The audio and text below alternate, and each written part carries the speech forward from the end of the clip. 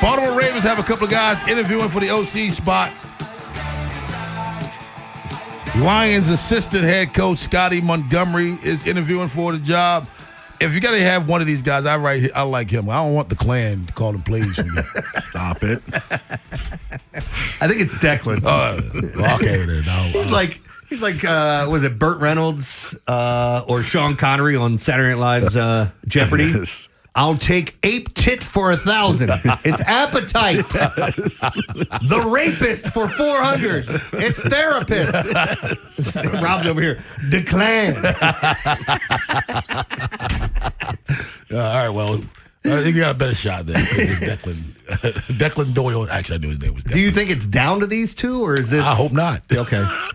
I hope not. Man, I mean, because the Bears, I think the Bears' greatest offensive job was from the head coach. Yeah. To me, it's like hiring a guy from Kansas City, Bieniemy. Oh. Like hiring Eric Bieniemy as your OC. We saw how that worked. Yeah. He didn't come with Andy Reid. Yeah. It didn't work that well. And now Andy Reid wants him back. Right.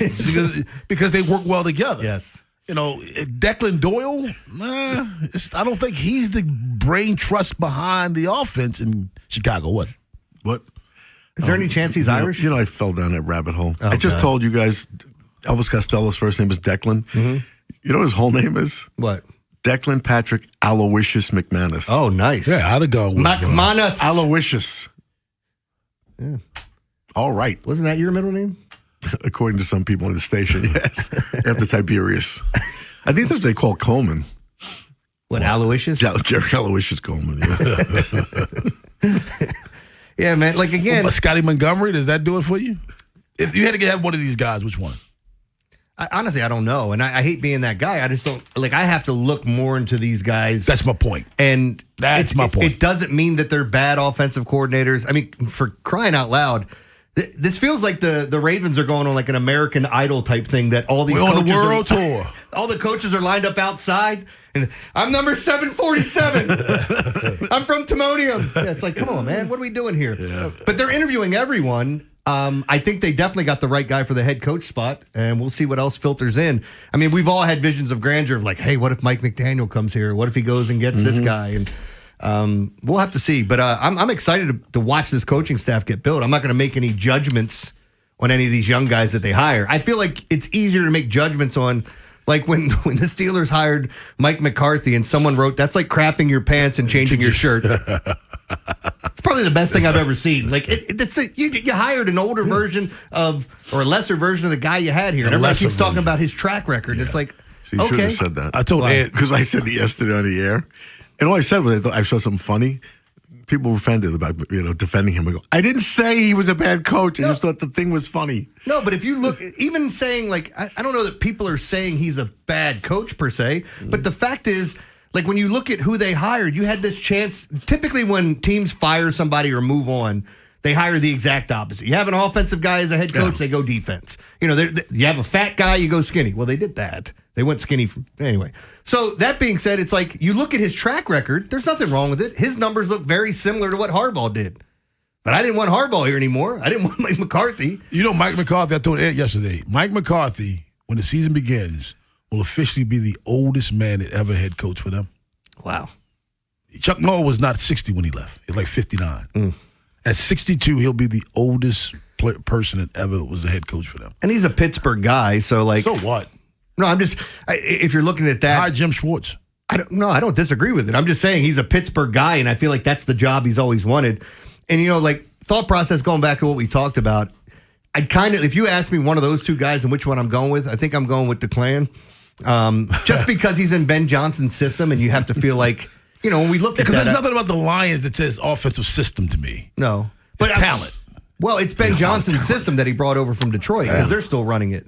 So I'm assuming he takes some of that and brings that here if he comes, but I don't want either. But Doyle rules. I don't know about that, though, what you just said. Because I think about it. One thing we say here is we have such a talented roster, but they're not coached, they're not in the right, system. Mm-hmm. And that holds them back.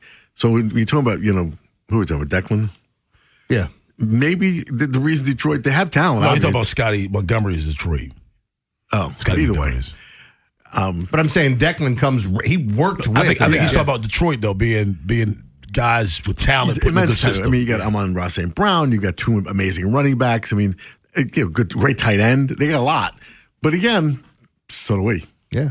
I mean, so did the Bears, too, when you think about it. They had 3 receivers, a young tight end that they liked, and a 2 running back system. May not be the same caliber that Detroit had. Yeah. And we have Lamar Jackson. Yeah. Detroit doesn't. I think Ben Johnson puts those guys on another level. I think Ben Johnson not being in Detroit was huge for Detroit. I would agree with that. I think he's another level guy. I don't believe that the coordinators are the driving force of Ben Johnson's offense. I don't know how much you guys got into it yesterday. I saw a lot of dumb things from smart coaches in the playoffs. Like we can go. Sean McVay's made like 3 or 4 mistakes along the way here.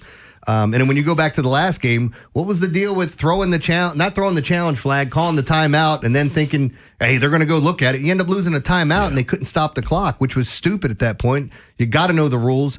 And then the other thing that I found hilarious is that they went to Gene Steratore with the whatever play it was. Was it the backwards pass? They went to him.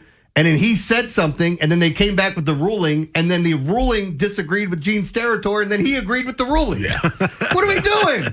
What's your opinion on it? It was clearly a backwards pass, and was it though? Yeah, it was. And Mike Vrabel, I think, was 100% right. You cannot either way. You can't blow the whistle there, Jeremy. Oh no, I agree with that. You can't blow the whistle. You have to let it play out and let the replay determine whether or not, because he's going to score.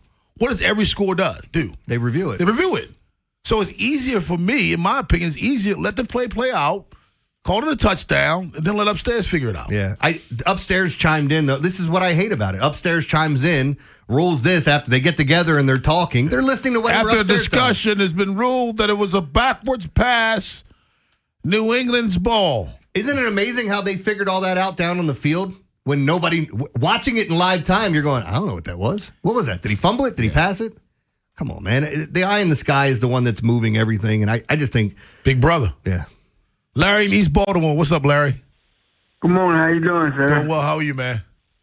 Oh, y'all talking about the offensive coordinator. I understand. It really doesn't matter. We need some offensive linemen. That's all I'm talking about. I don't really care about him, the coach they hired. It don't really matter. They have a talented roster, but you need at least about four more players on offense. You fix the line. You go back in history, every team that wins has a line. They hollering about genius coaches. There's no such thing.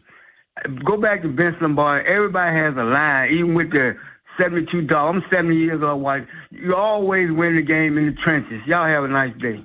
I mean, I like what he's saying there, but I don't agree with that. I mean, explain Kurt Cignetti this year to me. Explain it.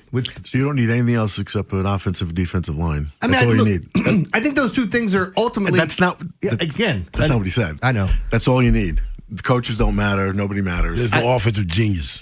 I disagree with that. I think there are plenty of guys in this league that are geniuses. And having talent makes you look a lot better. Yeah. I mean, Kubiak, McDaniel. Come on. And again, even some of the other guys that we've looked at along the way, I've been talking about coaches at the collegiate level and making their way up, and some of the guys, there's some brilliant offensive minds at the collegiate level. And we've seen that from Joe Brady coming in from LSU and Kyle Shanahan, not an offensive genius. Genius or no genius, the one thing is we know coaching matters. Yeah. If you don't believe it, then look at the New England Patriots. Yeah. Well, coaching, that's exhibit A of my argument. Look at the 2 teams in the Super Bowl. Yeah, exactly. Both of them. Coaching absolutely matters. Well, and let me just say this, too. Even if you think there are no geniuses in the league, coaching matters because when you have bad coaching, you know it. Exactly. Yeah. It does matter.